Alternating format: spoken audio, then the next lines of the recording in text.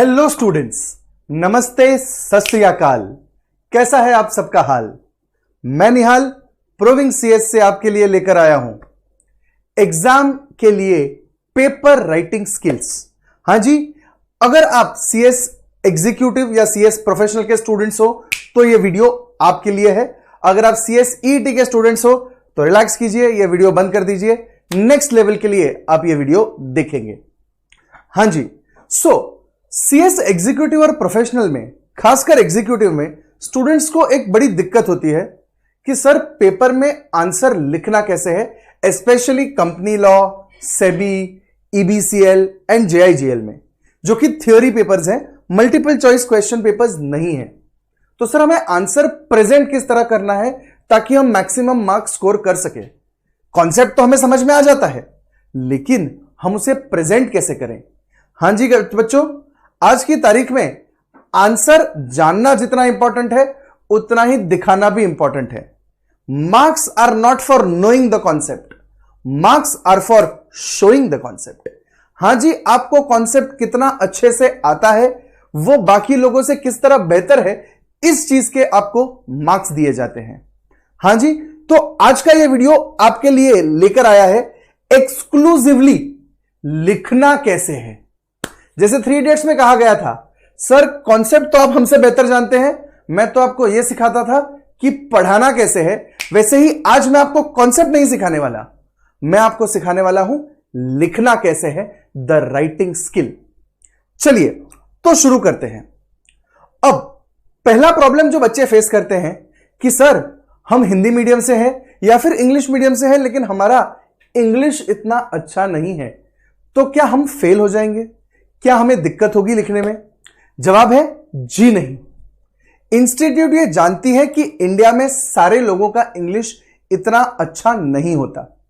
हां, अगर इंग्लिश अच्छा है तो वो एडेड एडवांटेज है, लेकिन अगर नहीं है तो घबराने की बिल्कुल बात नहीं है। आपके कॉन्सेप्ट्स को मार्क्स दिए जाएंगे। इंस्टीट्यूट फैंसी लैंग्वेज या मॉड्यूल का या लॉ का एग्जैक्ट लैंग्वेज एक्सपेक्ट नहीं करता। इंस्टीट्यूट एक्सपेक्ट करता है कि आप सही कॉन्सेप्ट लिखो, की वर्ड्स यूज करो एंड ठीक तरह से आंसर को प्रेजेंट करो। तो बच्चों, presentation is the key words are important. तो बच्चों याद रखिएगा, रट्टा नहीं मारना है मॉड्यूल को, रट्टा नहीं मारना है पूरे के पूरे लॉ को। याद रखने हैं तो सिर्फ कीवर्ड्स, आजू बाजू का आंसर खुद के वर्ड्स में होगा।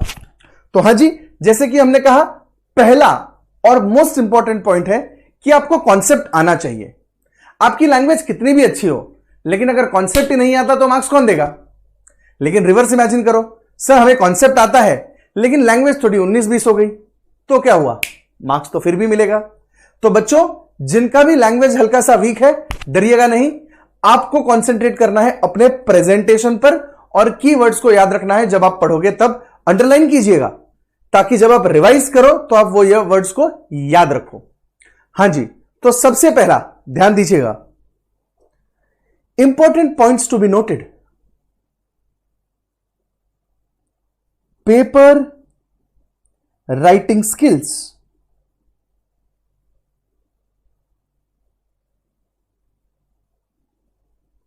ठीक है, पहला important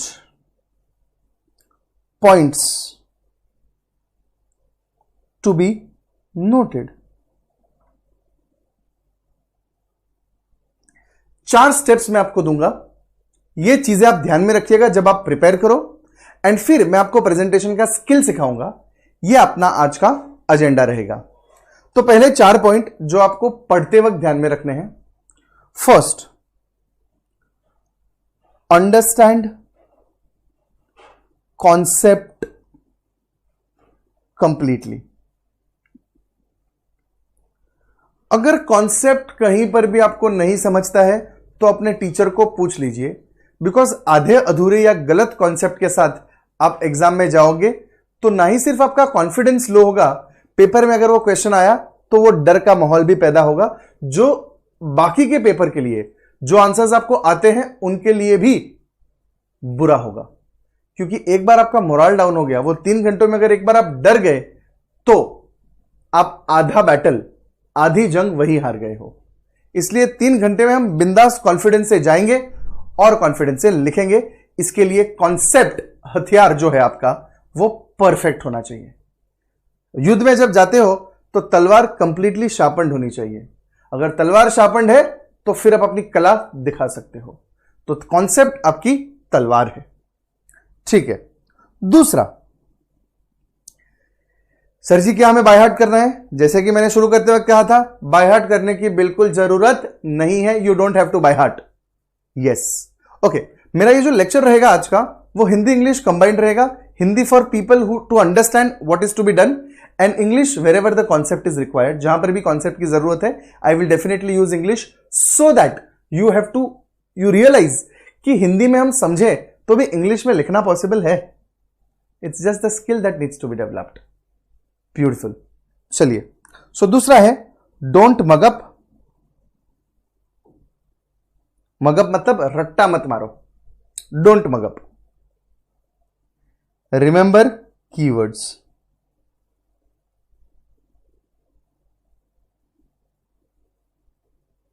third, balance answer. Balance answer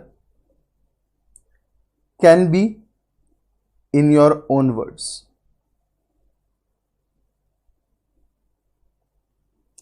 and चौथा एंड आखिरी point, don't forget to conclude the answer. अगर एक केस स्टडी बेस्ड क्वेश्चन है तो इंस्टीट्यूट एक्सपेक्ट करती है कि आप उसका कंक्लूजन लिखो, एंड में बताओ कि करना क्या है या फिर होगा क्या। Don't forget to conclude. Conclusion के अपने मार्क्स होते हैं। ये तो कंक्लूजन क्या हो गया मैं आपको समझाता हूं। अगर आप कोर्ट में गए, जज को आपने स्टोरी सुनाई, जज ने बोला तू सही है, अब घर जा। अब आप जज को बोलोगे सर घर जा क्या होता है यार, मैं सही हूं ना, तो जस्टिस तो दो। बोलो कंक्लूजन क्या है, मुझे डैमेजेस मिलेंगे, मुझे अपनी प्रॉपर्टी वापस मिलेगी, सामने वाले को जेल होगी, क्या होगा ये तो बताओ। जज बोलता है नहीं, वो तुम घर जाओ। ऐसा थोड़ी चलेगा। तो आपका कंक्लूजन इज व्हाट द जज gives as his final judgement और द डिक्री, ठीक है। So fourth one is don't forget to conclude. Don't forget to conclude your answer.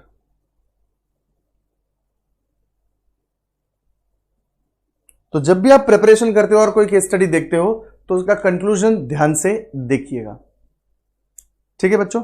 हाँ जी, मैंने इतना चीज लिख लिया लेकिन स्क्रीन तो मैंने शेयर की नहीं।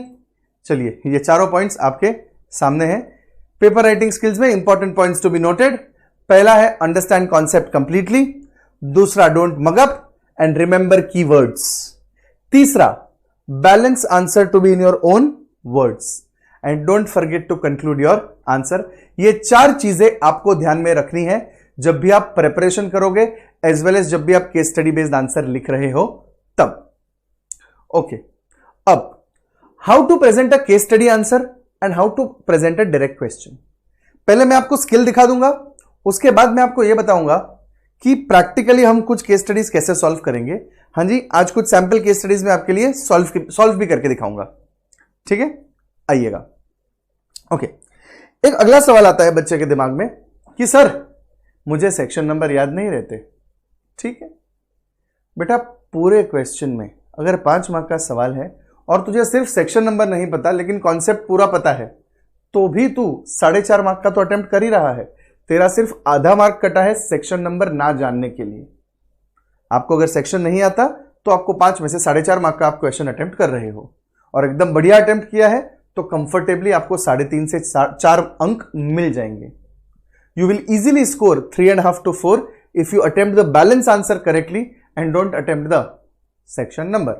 सेक्शन नंबर आता था सर और मैंने परफेक्ट आंसर लिखा तो तुमको 5 में से 4 या 4.5 मिलेंगे, लेकिन नहीं आता तो 3.5 या 4, तो ज्यादा फर्क नहीं पड़ा। पूरे पेपर में 3 से 4 मार्क का फर्क पड़ेगा अगर आपको एक भी सेक्शन नंबर नहीं आता।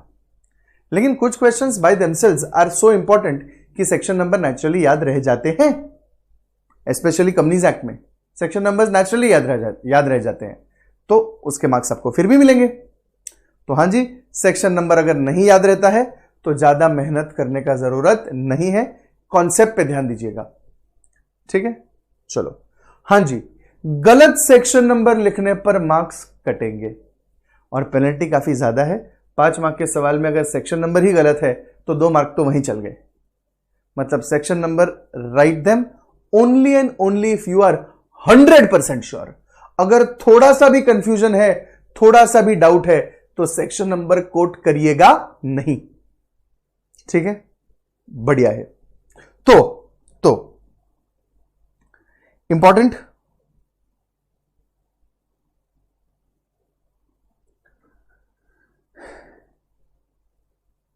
it is absolutely okay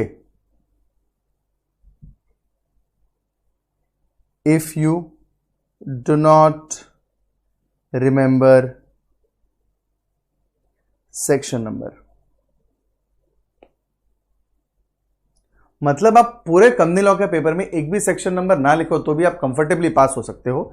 in fact 70 mark के ऊपर भी स्कोर कर सकते हो। अगर एक भी सेक्शन नहीं लिखा तो भी, तो बिल्कुल घबराइएगा नहीं।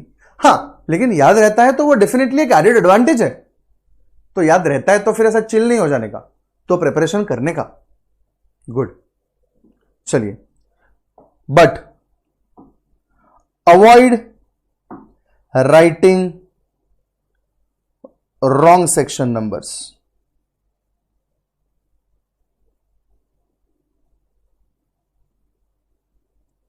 There is a very heavy penalty for writing wrong section number।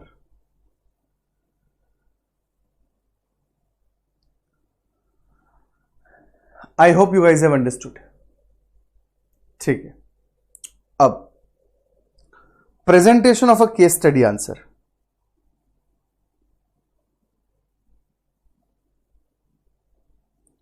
of a case study answer.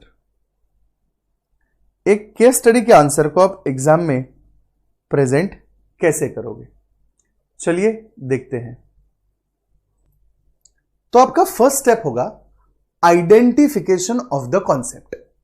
जो भी केस स्टडी दिया गया है उसमें कौन सा कॉन्सेप्ट इंस्टीट्यूट टेस्ट करना चाहता है उसको आप आइडेंटिफाई करके लिख दोगे। मतलब आपको कॉन्सेप्ट डिटेल में नहीं लिखना है इस स्टेज पर। इस स्टेज पर आपको लिखना है सिर्फ और सिर्फ कॉन्सेप्ट का टॉपिक। अगर एग्जाम में आपका स्पीड स्लो है तो आप ये स्टेप को स्किप कर सकते हो। फॉर एग्जाम्पल, अगर आपने केस स्टडी देखा और केस स्टडी डायरेक्टर्स के ऊपर है और डायरेक्टर्स के डिस्क्वालिफिकेशन के ऊपर है या फिर डायरेक्टर्स के अपॉइंटमेंट के ऊपर है, तो आप क्या लिखोगे? The given question deals with the concept of disqualification of director under section dash of the Companies Act 2013। या फिर the given question deals with the concept of appointment of a director under section dash of the Companies Act 2013। तो relevant section का number भी लिख दोगे। अगर section number याद नहीं है तो डैश नहीं लिखना है। तो the given question deals with appointment of a director under the companies act 2013, disqualification of director under the companies act 2013। So section number याद है तो वो लिखोगे, नहीं याद है तो नहीं लिखोगे। बढ़िया है, ठीक है। इसे कहेंगे हम आइडेंटिफिकेशन ऑफ द कॉन्सेप्ट। अगर स्पीड स्लो है तो ये स्टेप नहीं लिखना है, तो सीधा नेक्स्ट स्टेप से आपका आंसर शुरू होगा। तो चलिए, स्टेप 1 आइडेंटिफिकेशन ऑफ कॉन्सेप्ट, ये ऑप्शनल है, ठीक है। सो स्टेप 1 आपका बच्चों, स्टेप 1 आइडेंटिफिकेशन ऑफ कॉन्सेप्ट।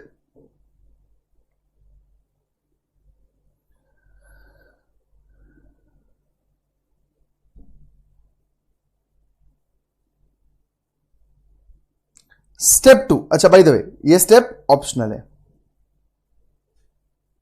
आप चिंता मत कीजिएगा, हम 2-3 केस स्टडी इसके बाद सॉल्व भी करेंगे। हां जी, चलिए स्टेप 2 फैक्ट्स ऑफ केस। अब फैक्ट्स ऑफ केस क्या होता है ये समझिएगा।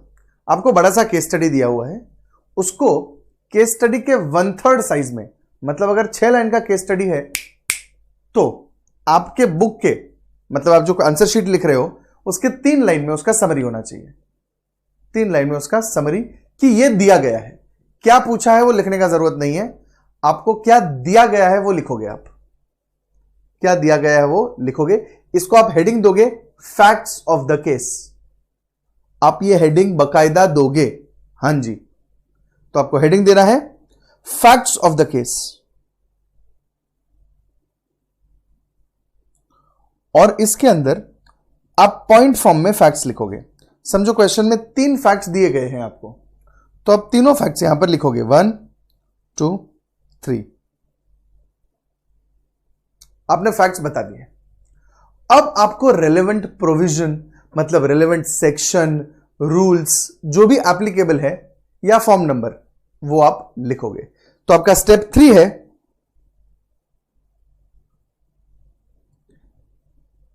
Applicable provision and rules. अगर एक से ज्यादा प्रोविजन है तो प्रोविजंस एंड रूल्स।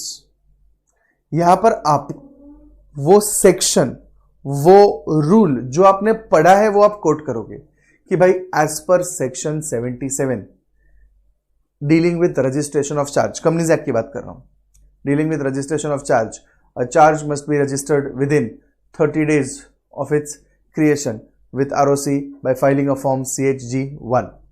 ये जो प्रोविजन है वो आप लिखोगे यहां पर, ठीक है। Applicable provisions and rules, latest से 2 प्रोविजन एप्लीकेबल है तो आपने दोनों लिख दिए, ठीक है। अब ऊपर के फैक्ट्स और ये प्रोविजन को मिलाकर आप इसका कंक्लूजन लिखोगे। So you will analyse it and you will conclude it. तो एनालिसिस एंड कंक्लूजन जनरली साथ में आता है, कभी कभी अलग भी आ सकता है, तो आप अकॉर्डिंगली फॉर्मेट चूज कर सकते हो। सो आप स्टेप 4 लिखोगे एनालिसिस एंड कंक्लूजन।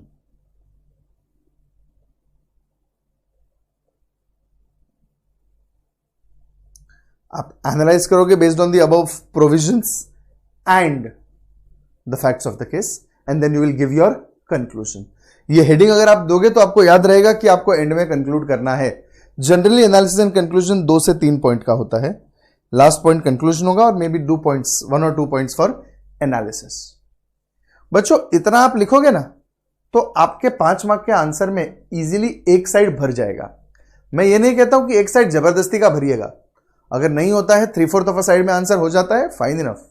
मतलब मुझे याद है एक बार इंस्टीट्यूट ने पूछ दिया था 4 मार्क का सवाल, state the uses of securities premium. Answer 7 line में खत्म, डायरेक्ट क्वेश्चन था, state the uses of securities premium. तो साला आंसर में 5 यूज है, वही लिखना है और क्या लिखना है। हां जी, इसका मतलब तुम लेंथ पे ज्यादा स्ट्रेस करना मत। Length will take care of itself if you take care of the concept and the presentation. If you take care of the concept and the presentation, the length will take care of itself. बढ़िया है, बढ़ रहा है आपका confidence. हां जी, चलिए इसी format को एक बार टेस्ट करते हैं। चलिए हम एक क्वेश्चन पर चलेंगे, हम कंपनीज एक्ट पर आते हैं। देखिए यस, ये प्रोविंग्स का अभिषेक सर का टेक्स्ट बुक का एक्सट्रैक्ट है।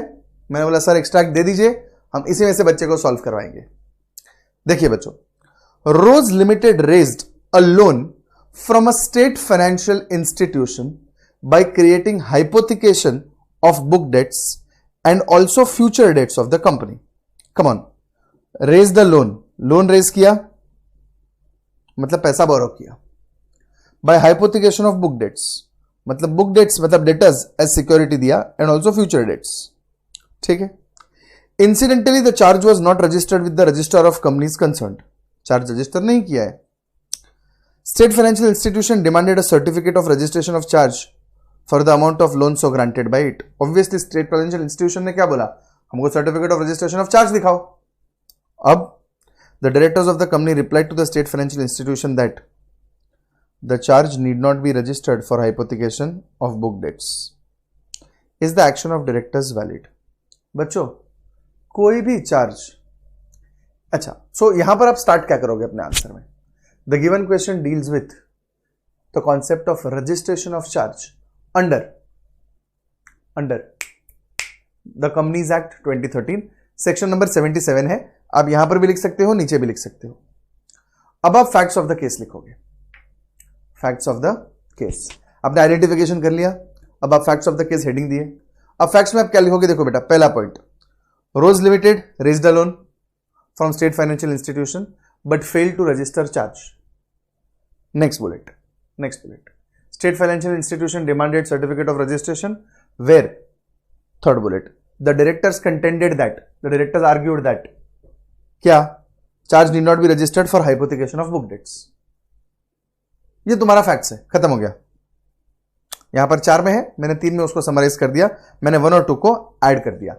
फैक्ट्स इतना बड़ा नहीं लिखोगे तो चलेगा, फैक्ट्स का मार्क्स कम होता है।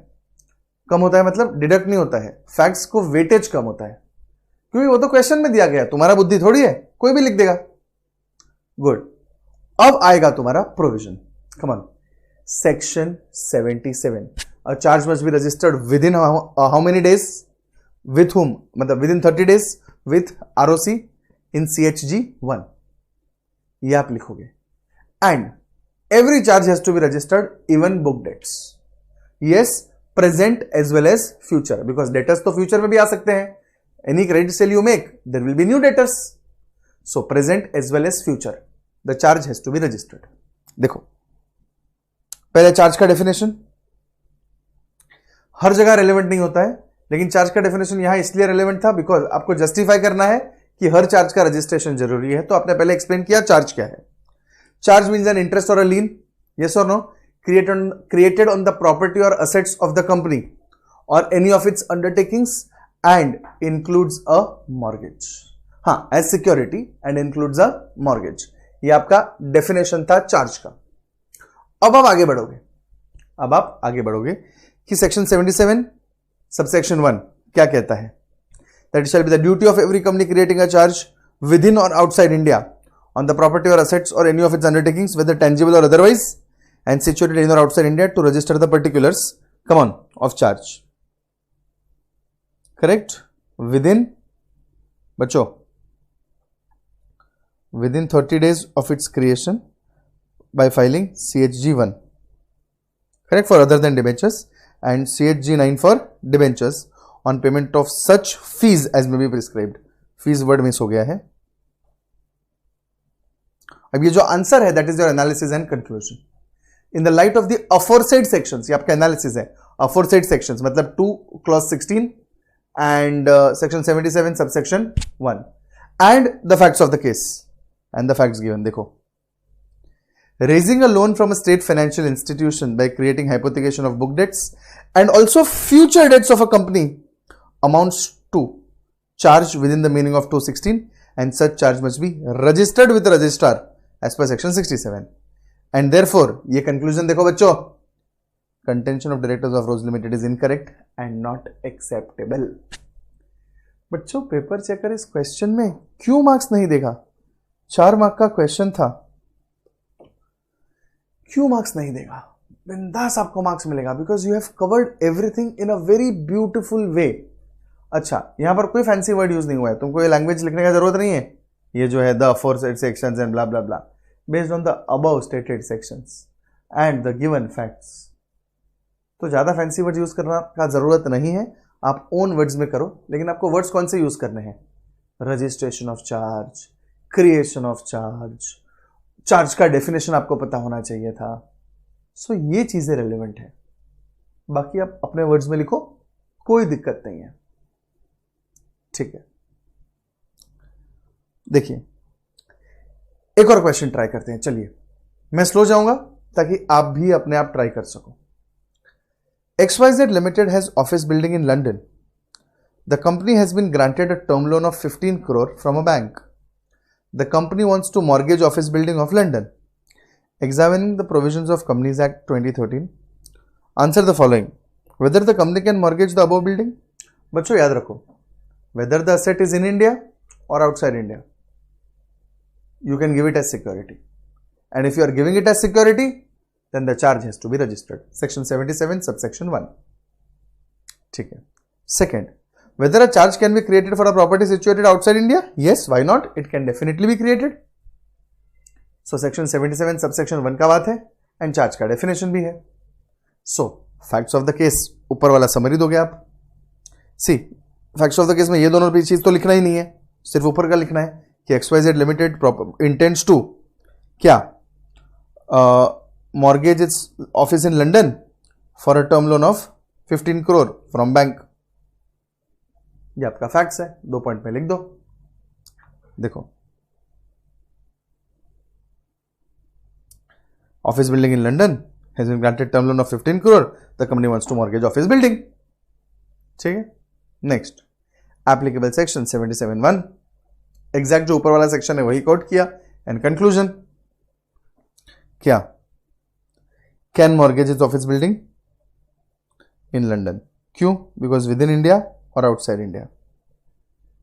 आप इसको एग्जाम में अंडरलाइन कर सकते हो. टाइम है तो स्लो राइटर्स डेकोरेशन के पीछे टाइम वेस्ट ना करें. Easy presentation. आपको करना क्या है, अब आप कोई भी केस स्टडी देखोगे ना, 6 से 7 केस स्टडी हर सब्जेक्ट में, मतलब 6 कंपनी लॉ में, 6 सेबी में, लिख के प्रैक्टिस कीजिएगा. अगर ये आप कर पाए ना तो एग्जाम में कोई भी केस स्टडी आए आपको दिक्कत नहीं होगी. You will be comfortable solving it if you get any case study, if you know the technique. समझ में आया? Done. The authorized share capital of Shine Limited is 50 lakhs. The paid up share capital of the company is 20 lakhs. The board of directors at its 100th meeting held in the residence of managing director of the company resolved to create charge on the uncalled share capital. बेटा uncalled share capital मतलब वो share capital जो अभी तक बुलाया ही नहीं है, of rupees 30 lakhs. Sir मतलब जब भी ये पैसा बुलाएगा पहले इस बंदे को देगा. Yes, charge can be created on uncalled share capital also if the articles of the company authorizes. हाँ, तो आर्टिकल्स में ऑथोराइज किया हो तो अनकॉल्ड शेयर कैपिटल पे भी चार्ज क्रिएट हो सकता है. तो फैक्ट्स, एप्लीकेबल सेक्शंस, चार्ज क्या होता है 77(1) एंड तुम्हारा answer. Come on. If the articles of the association और memorandum of the association of the company authorise, charge needs to be created within 30 days of its creation. File CHG 01. हाँ या ना? Debenture की बात नहीं थी इसलिए 9 का जरूरत नहीं है, CHG 1 की बात है. ठीक है. Company may create charge if articles and memorandum authorise. ठीक है. और उसके पहले चार्ज का डेफिनेशन एंड 77(1). बच्चों ये सारे एग्जाम क्वेश्चन ही थे, विच मीन्स क्वेश्चन में हल्के से चेंजेस थे, बट आपका बेसिक कॉन्सेप्ट वही रहता है बच्चों.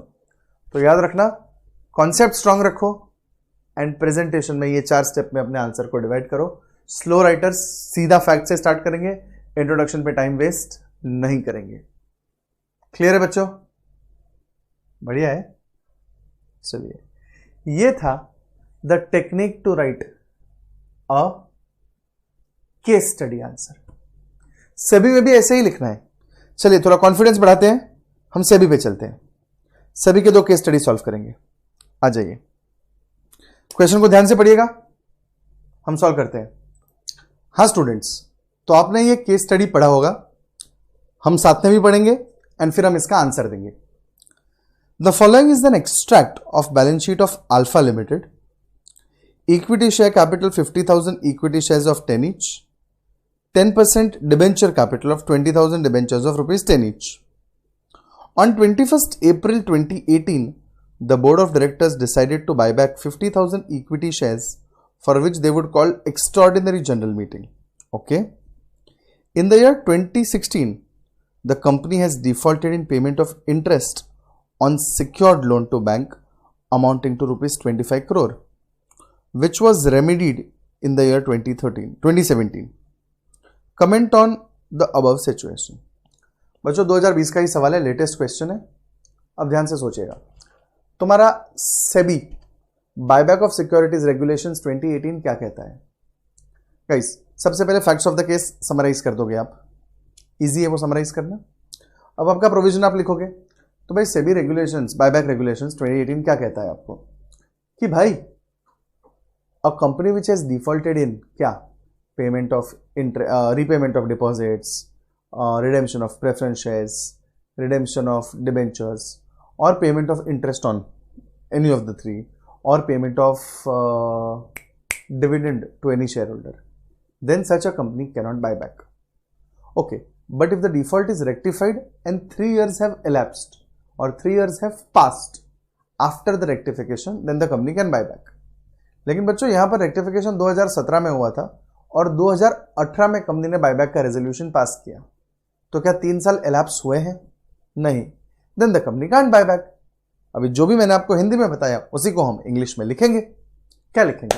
That the SEBI regulations prohibits a company to buy back its securities if 1, 2, 3, 4, 5. First, it has defaulted in repayment of deposits, defaulted in redemption of preference shares, defaulted in redemption of debentures, defaulted ऊपर heading में लिख देने का, defaulted in क्या, payment of interest on deposits or debentures, or payment of dividend to any shareholder, whether it is preference or equity, then you cannot buy back. However, a company who has rectified this default can buy back after perfect 3 years. Now, in the given question, analysis and conclusion. In the given question, what has happened? The company has defaulted in 2016, has rectified the default in 2017. So the earliest it can buy back is 2020 after the 3 years pass. So the buyback resolution of 2018 is invalid and the company cannot buy back. मेरा conclusion था. Look at the conclusion.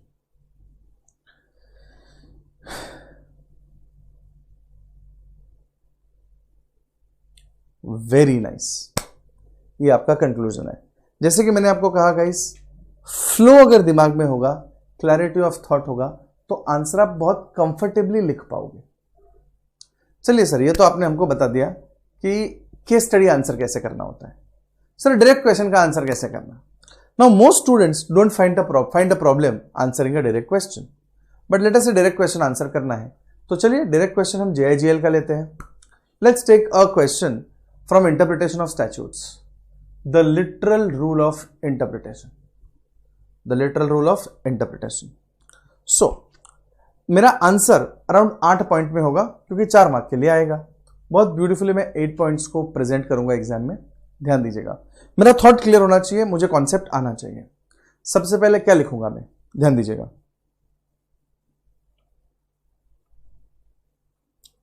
Direct question का कोई format नहीं होता है. हर answer का अपना खुद का कंटेंट होता है, लेकिन आंसर स्ट्रिक्टली इन पॉइंट फॉर्म.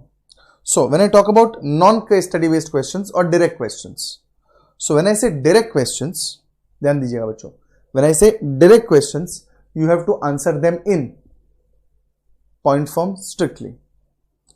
Direct questions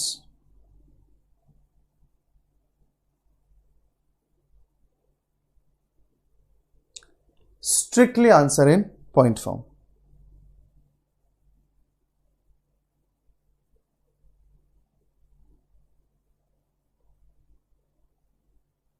इन पॉइंट फॉर्म. बस एक ही चीज नोट करना था. अब जैसे अगर मैं रूल ऑफ लिटरल इंटरप्रिटेशन लिखता हूं, rule of literal interpretation, 4 mark का सवाल है, मैं 8 पॉइंट कवर करूंगा. 7 करूंगा तो भी चलेगा, बट आइडियली आपको 8 कवर करने ही चाहिए. सो अब पहला पॉइंट क्या लिखोगे कि भाई ये प्राइमरी रूल है, this is to be applied first. Primary rule है, this is to be applied first. Why is it to be applied first, guys? Because the makers of law were intelligent enough to include certain words and not include some words. So you can't add something, you can't delete something, as it would amount to legislation and not interpretation. So stress on ability of legislators. ऐसा heading देना नहीं है, ये मैं तुमको justify कर रहा हूं, ये पॉइंट है, इसके बेसिस पे तुम इसको इलैबोरेट करोगे. क्या? That this rule is based on the premise thought या presumption that the makers of law were intelligent and capable enough to do so, and therefore every word that has been included was needed and anything which is not included was not required. So nothing should be added, nothing should be deleted by us. Because if we add, we are not interpreting it, we are legislating, whereas we are supposed to interpret. फिर आप example दोगे. हर जगह example नहीं होता, लेकिन इस case में example आएगा. यहां पर आप एग्जाम्पल दोगे नेगोशिएबल का, आप दे सकते हो नेगोशिएबल इंस्ट्रूमेंट्स एक्ट का, that the check must be presented to the bank within 3 months. Sir ये तो the bank कौन सा है? The drawee bank or the collecting bank? The answer is the drawee bank, because check में एक ही definite bank होता है, which is the drawee bank. So you will stress on the example here. Then you will say that at times this rule gives absurd results. So you may deviate from it. हम इसे कहेंगे exception. Exception. Is that clear? ये 4 point है, हर एक के अंदर एक सब पॉइंट बनेगा तुम्हारा, and that is how you will have 8 points. Is that clear guys? This is how you are going to present the answer in the exam if it is a direct question. हाँ जी, हमने direct question पे ज्यादा time invest नहीं किया है, because वो direct है, तुमको कॉन्सेप्ट आता है पॉइंट फॉर्म में, उसको आंसर कर दो. लेकिन केस स्टडी था, वहां पर स्किल था, इसलिए हमने 2-3 केस स्टडी कंपनीज एक्ट में देखे और एक केस स्टडी सेबी का देखा. इसके बाद अगर आप, मैंने जैसे आपको कहा, 6 क्वेश्चंस प्रैक्टिस करोगे तो आपका काम हो जाएगा. You should be very very confident when you go for the exam. Just concentrate on the concepts and practice these questions. Is that clear? हाँ जी, स्कैनर उठाइएगा, कोई और बुक उठाइएगा, पास पेपर्स उठाइएगा, जहां से पढ़ना है पढ़िएगा, लेकिन प्रैक्टिस जरूर कीजिएगा. हाँ जी, और कहीं पर भी अटकते हो तो you guys know provings is always available for you guys. तो चलिए एक क्विक समरी कर देते हैं बच्चों. एग्जाम में स्ट्रेस करेंगे कॉन्सेप्ट पर, लैंग्वेज रट्टा नहीं मारेंगे. We are not going to by heart the language, but we are going to stress on the key words and key phrases and use them wherever required. The balance answer can be in our own words. And last but not the least, judgements and section numbers जब quote करेंगे तो we will try to be as accurate as possible. अगर नहीं आता है तो we will not quote the section number. Wrong section numbers carry a very heavy penalty. Are we clear? इसी के साथ बच्चों, please take care, stay safe and vaccinate yourself. आपके और आपके परिवार की सुरक्षा के लिए वैक्सीन जरूर लीजिएगा. कोविड के सामने दिस इज द ओनली इलाज. यस गाइस, विद दिस मैं निहाल आपसे विदा लूंगा. Bye bye, take care.